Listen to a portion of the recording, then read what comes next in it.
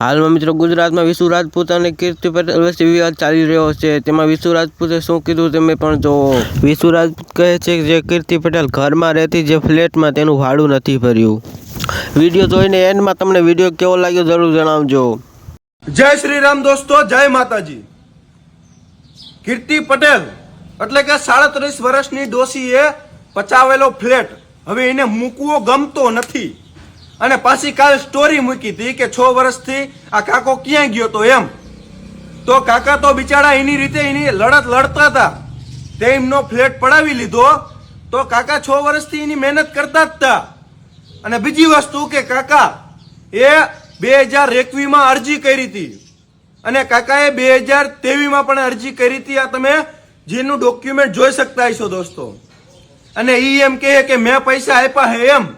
તો જો તે પૈસા આપ્યો હોય તો અમારા જેમ ખુલ્લેઆમ તમે સ્ટોરી મૂકો હો તો ડોશી હું તને એમ કહેવા માંગુ કે તે ફ્લેટ લીધો હે તો એની સ્ટોરી મૂક તું કે તારી પાસે કોઈ જાતનું કઈ પ્રૂફ હોય તો।